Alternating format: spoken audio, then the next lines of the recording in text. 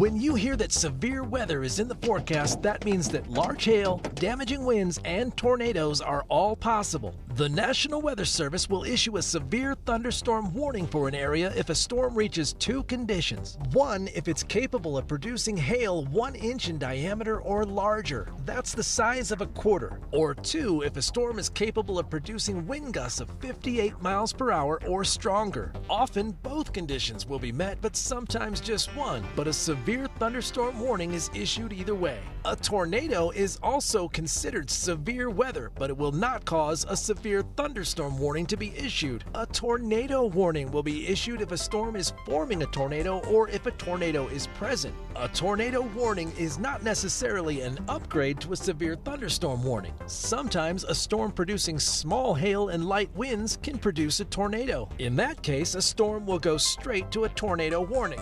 A thunderstorm does not have to be severe to be dangerous, however. Non-severe thunderstorms can cause flooding, like in September of 2013. In that case, just flash flood warnings were issued. And non-severe thunderstorms can still produce lightning, which can often be deadly in Colorado. Our state ranks 4th highest in lightning-caused deaths. Meteorologist Cory Reppenhagen, 9 News.